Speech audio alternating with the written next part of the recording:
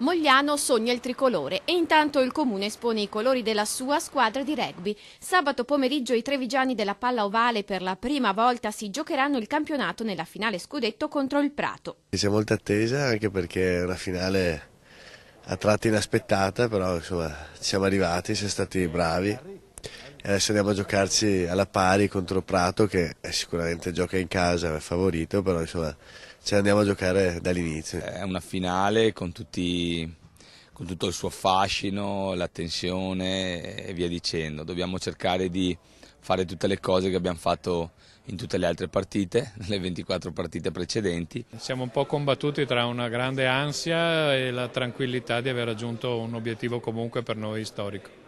L'attesa è grandissima, sono almeno 2000 i moglianesi che seguiranno i ragazzi fino a Prato. Li ringrazio anche anticipatamente del sostegno che ci stanno dando, insomma. Nel tempo è andato crescendo l'attaccamento alla nostra squadra, l'abbiamo visto anche a Viadana dove abbiamo praticamente riempito una tribuna e questo ci riempie di soddisfazione. Vediamo di esserci numerosi a Prato oppure guardiamolo in televisione, riuniamoci nelle piazze, nelle case, ma non manchiamo di far sentire il nostro supporto a questa grande squadra. I 23 convocati vanno a Prato per vincere, ma dopo 31 partite, comunque vada a finire, Mogliano avrà superato ogni possibile previsione grazie all'entusiasmante cavalcata del girone di ritorno che ha condotto i Cavalieri alla loro prima finale scudetto. E la cosa fondamentale di sabato, come ci spiega il coach, sarà uscire dal campo senza rimpianti. L'importante è venire fuori dal campo e aver dato il 110%, quello è quello che ho chiesto, che chiedo sempre ai miei giocatori.